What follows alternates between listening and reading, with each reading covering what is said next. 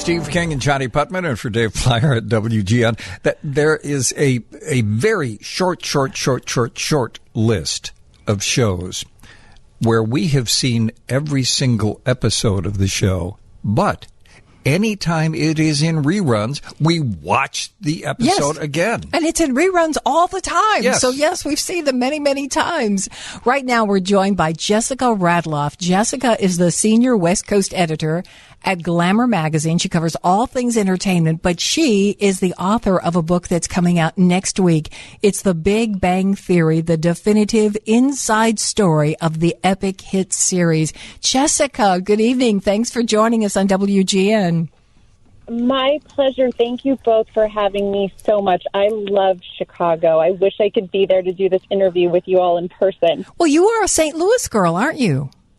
I am a St. Louis girl, and I spent a lot of time in Chicago. My dad has a lot of friends up there. One of his best friends, Yale Gordon, and his family live up in the suburbs. My dad went to the University of Illinois at Champaign-Urbana, and I also wrote for AOL and the Huffington Post Chicago about 12 years ago and contributed to Modern Luxury Media's Chicago Social magazine. So I definitely have some, roots in Chicago, and I love the food, and I have my restaurants. So it's been a while since I've been there, but I need to come back. Yes, you do. And I'm going to guess you spent a little time at a Cubs-Cardinals game, too.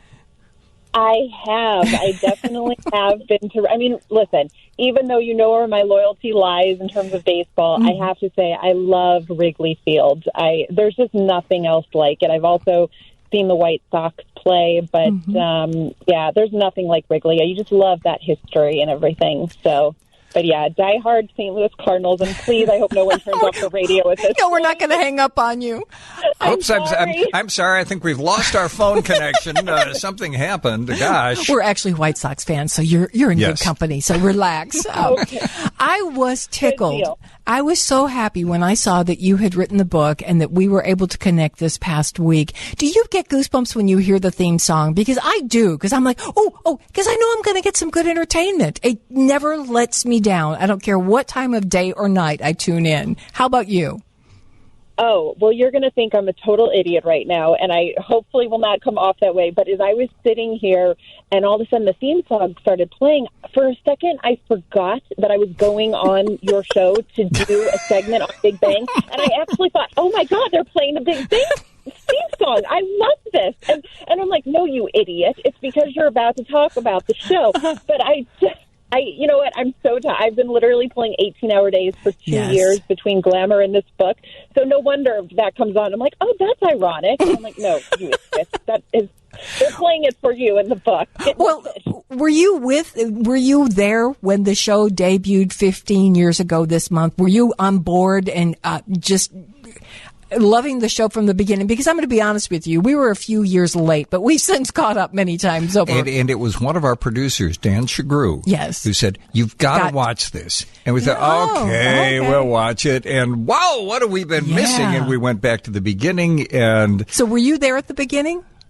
Well, you are going to be in great company because I was there for 1 or 2 episodes, and then I just stopped watching it. But you know what, though? So did Mark Hamill, and he did his first interview about appearing on Big Bang Theory for this book. And Mark Hamill told me something that really surprised me, which was he and his wife, Mary Lou Hamill, started watching Big Bang in the very beginning because they were friends with Simon Helberg and Simon's family. And, of course, Simon played Howard Wolowitz. Right. So Mark and Mary Lou Hamill watched the show, which they called at the time Simon's Show. Simon's Show is on the air. We have to watch it. Then Mark said to me that by the time they knew the show was going to be successful, they stopped watching. So he stopped watching, and when he guest starred in season 11, because he married Amy M. Sheldon, he said he had only watched about 30 or 40 episodes at that point. He liked the show, but he wasn't, obsessed with it or anything. And then it was only after that he was filming Star Wars. He was in London, and every day he did the treadmill, he told me. And on the treadmill, he would time out his exercise for 4 episodes of Big Bang, which would end up being about an hour and 20 minutes in total. And he said, and then I caught up on everything. He goes, and now I can't get enough of the show. He's like, I'm obsessed with it. I know every single episode, every moment. He loves it. And that was what really kind of happened for me. I watched the first 2 episodes in the beginning. I thought it was cute, but it didn't grab me.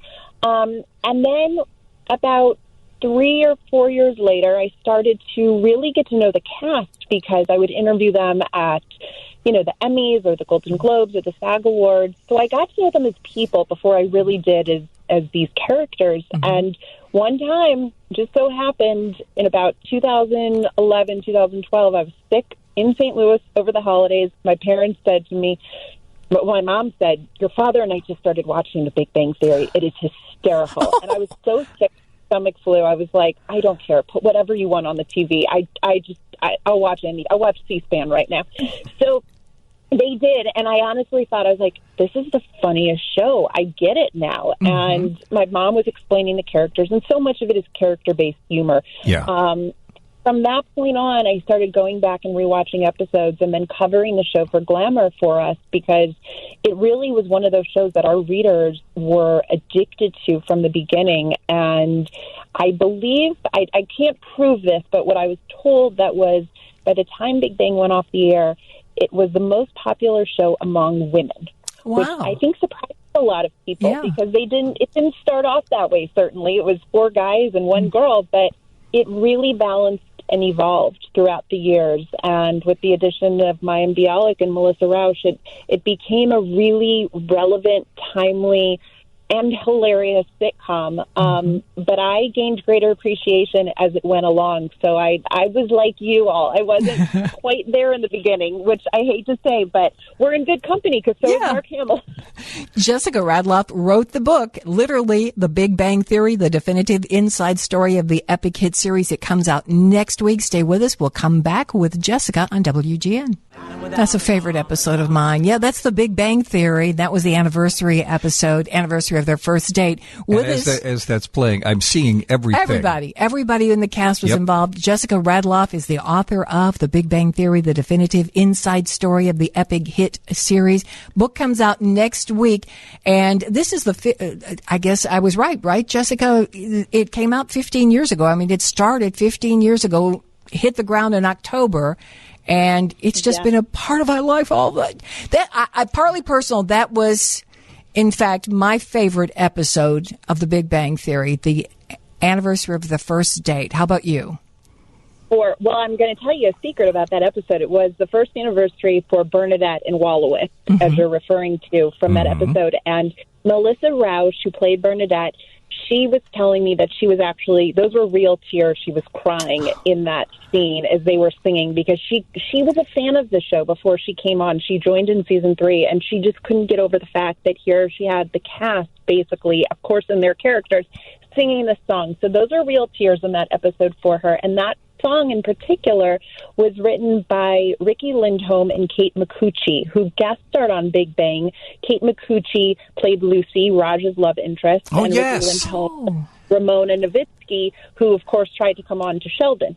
So that song was written by the 2 of them, and it's such a sweet episode, and it's so oddly timed because, of course, Bernadette had to be quarantined, and now, like, as I was talking to the cast about that episode, we were like, what did the show know that we didn't at that time? Like, it was all about not wanting to come down with a virus and stuff. So, but I would say my favorite episode is the opening night excitation, which was season 9. It's where Sheldon and Amy had coitus for the first time, and it was juxtaposed by the guys going to see the new Star Wars movie. Yes.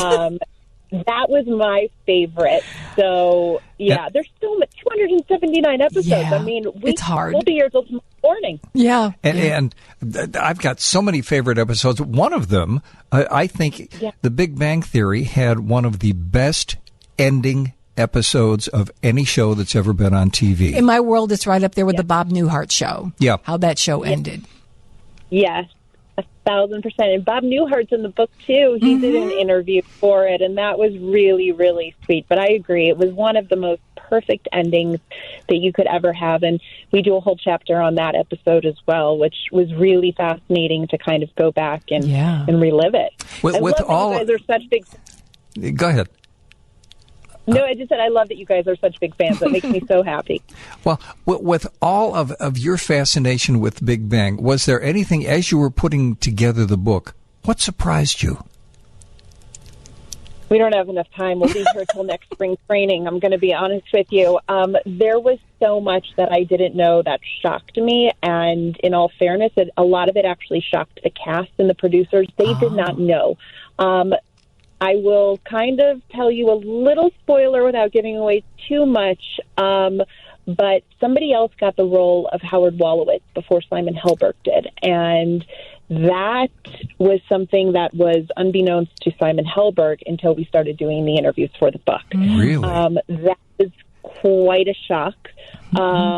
Also, Kaylee Cuoco and Johnny Galecki, they, of course, dated in real life for 2 years early on in the series. And they had opened up in the past about that relationship, but never in much detail at all. And for the book, they did hours with me talking about their romance and how they fell in love and their first kiss and their vacations. And that was just, I mean, I wasn't even a journalist at that point. I was just somebody that was riveted by this romantic love story here. That surprised me. Also, how forthcoming the entire cast was about some of the really difficult moments in their lives, whether it was depression, whether it was just struggling with everybody knowing how much money you were making, people coming out of the woodwork, and then also the pay cuts that were really widely reported in season 10 when the main 5 cast members were making $1 million an episode. And there were all these reports in the media that in order to bring Melissa Rauch and Mayim Bialik up to parity, they were going to give some of their salary to them. And there was this whole thing in the press, but they never confirmed it and they never talked about it. And for the first time in the book, they talk about what really happened and why they had to do it. And it was not black and white at all. And it was really hard. So they went there on some really serious things that surprised me. And also, it just made me respect them more because they were also classy, but they were very, very vulnerable. And that really, like, it speaks to who they are as people, that they love the show this much still.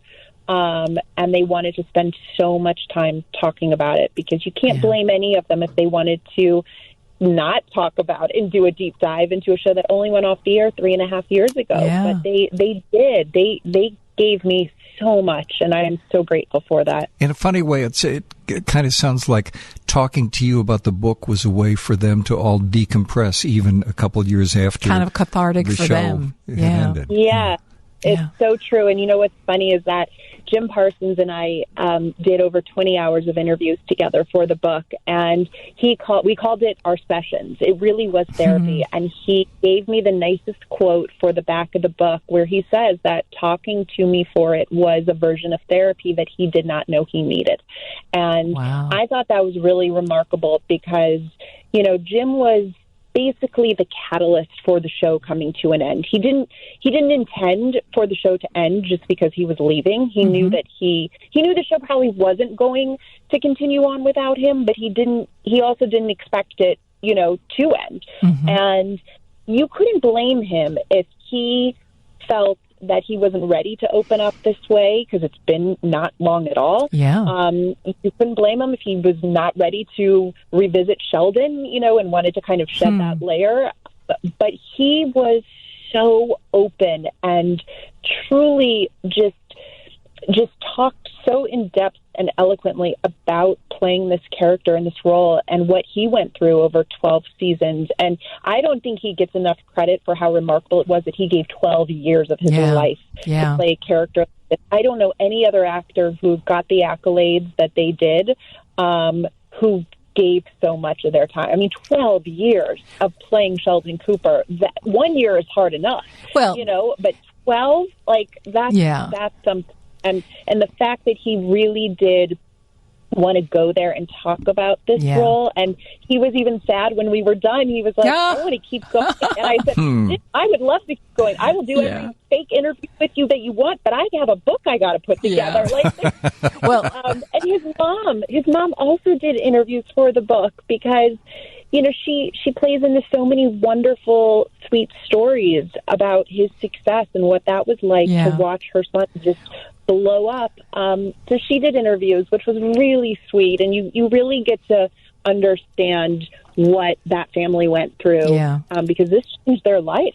Well, Jessica, you've given a couple of years of your life to writing this book, and we're tickled. Yes. My book is arriving on Tuesday. You have whet my appetite. I cannot wait for it. Congratulations. And if you come to Chicago, you better let us know you're coming to town because we want to pick your brain about some of that other behind-the-scenes stuff. Thanks for joining us, Jessica. I will tell you everything you want to know. And I have to get to Chicago because I'm missing my donuts at the Donut Vault and my burger at RL. And the Melman family, I love them. So I love their restaurants. Like, I miss Chicago. I got to get there. So Thank you so much. Good luck and congratulations, Jessica Radloff. Her book is The Big Bang Theory, the definitive inside story of the epic hit series Big Bang.